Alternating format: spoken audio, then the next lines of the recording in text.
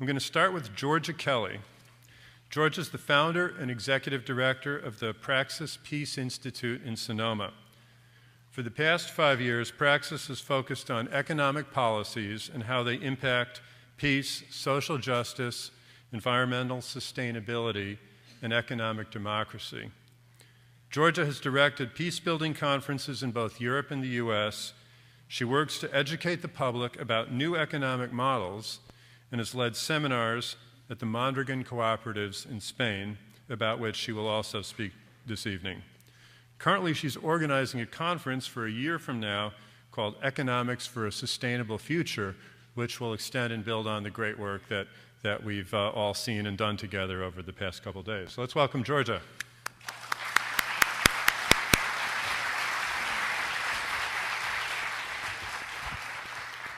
Thank you, David. I want to spend just a couple of minutes, and I'm going to watch my time so that I don't go over it, about the Mondragon Cooperative Bank. Since we're here talking about banks, before I get into the TPP, I wanted to just mention that in the Basque region of Spain, since I've been there for 4 of our seminars, and we're taking a 5th group this September, if you're interested, there are flyers out in the foyer about both our trip there and to Italy cooperatives. But what we've learned over the past 4 times we've gone, and this last one especially, we had a former director of the Caja Laboral Bank, which is the Mondragon Corporation Cooperatives Bank. This means that their bank is owned by the worker-owned businesses, which are part of the Mondragon cooperatives. So I guess it's like a public bank. I mean, it's owned by the people and it's owned by the workers. They have 380 branches throughout Spain, and even with the economic downturn, they have been able to still loan money for housing, for businesses, even when all other banks were pretty much stopping that. So they've been very successful, but also part of it is the culture at Mondragon and what they have created there, and what they've created for not only their community in the Basque region, but actually for Spain. While the unemployment rate in Spain is, I think, 26.7% right now, it's 12% in the Basque region, it's 0% in the cooperatives. So this is a model that I won't get into a lot of detail tonight, but I would be happy to talk to anybody when we have our time that answer questions about the model. But the bank there, I think when we listened to the former director, he said, well, we are in banking because we want to serve the people. So it's a very different concept of our bankers here. They see banking as service, helping people, helping create jobs.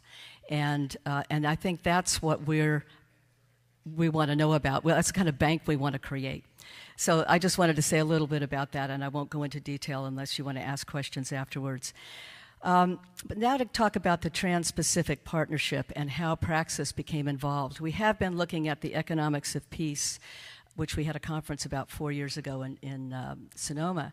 And when we were looking at all these different models that support peace, of course, cooperatives is one of them, and we've been very cognizant about the previous trade agreements that, like NAFTA and GATT and WTO. When we first heard about this, one of our board members and a member of the Praxis Book Club, which is a very active book club, we even wrote a book, which is out there, called Uncivil Liberties. But Julianne Morseth, who I know you've seen here today, called me one day and she said, you know, we need to not read a book for our club next month. We need to read articles about the Trans-Pacific Partnership. And she told me why. And we started, I got a hold of the other people in the club, and we started finding all the articles. And one of them was by Kevin Zeese and Margaret Flowers that was excellent. And as we started reading them, we realized, my God, this is all happening in secret. People don't know anything about it. It was all new to all of us until we started researching it. So our feeling was we need to educate more people about it, and certainly we will do that through Praxis, and having this panel here tonight is another nudge to get us to do more of it. So the part I wanted to talk a little bit about was the fast track process, because this is something we can actually do something about. And what if you maybe have heard about the Trans-Pacific Partnership called NAFTA on steroids, or as one person said to me the other day, it's really the kind of agreement for corporations who think the wages in China are too high. And that's probably true. So the fast track is the process by which they're going to try to get this through Congress without really a proper debate. And what fast track is, I just want to tell you a little bit about what this process is, because this is the dangerous piece that could help this treaty actually become enacted. And this is where we have to intervene right now. The U.S. Constitution, at least for 200 years, gave Congress the right to conduct or to create treaties with foreign countries. But since 1974, actually, when the first fast track was passed, trade agreements now bypass the Congress and go to the executive branch. So it gives the president that power to convene meetings in secret, which they've done. They have had at least 17 negotiating meetings that have been primarily done in secret, and we only know what we know tonight because some people have leaked this information. So the first time the fast track was actually used was mostly about trade. It wasn't about all the complicated things that have come into being since, like royalties and food safety and agriculture and investments. The second time it was used for GATT, the General Agreement on Tariffs and Trades, in 1979, or that was actually the first. And then the U.S.-Israel Free Trade Agreement was another one in 1985. This was a bill less than 4 pages long. By 1988, things had changed, and its third use was for a U.S.-Canada Free Trade Agreement. And the issues then exceeded simple trade. They included things like domestic agriculture, banking, investments, food inspection policies, environmental policies, labor policies. And in 1993, fast track was used again for NAFTA, and then in 1994 for the WTO. And for these two agreements, the treaties became much more than trade agreements again. So they affected domestic labor laws and environmental laws, and gave the power again to this corporate entity, really, that was creating these agreements, to sue sovereign nations who were putting their environmental or labor laws above their profits and their interests. So the fast track gives the president the right to select the trade partners, set the terms, sign the agreements before Congress can even vote on them. It gives the executive branch unprecedented authority to write legislation and avoid congressional review. It prohibits any amendments to the legislation and requires a stepped-up voting process, skirting the congressional calendar. Fast track has created a false sense of crisis by demanding this push-through really quickly.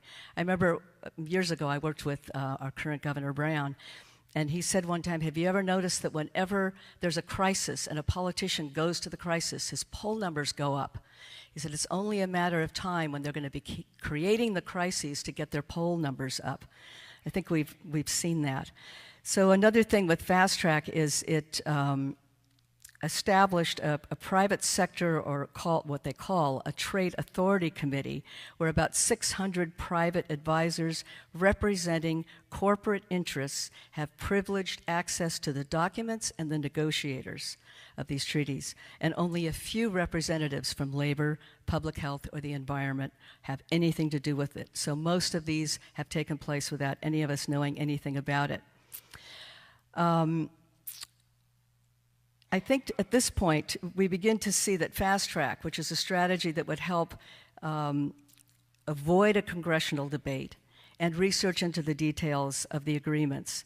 This, of course, is preferred by corporations who want to push this through without any real debate or understanding by the American people.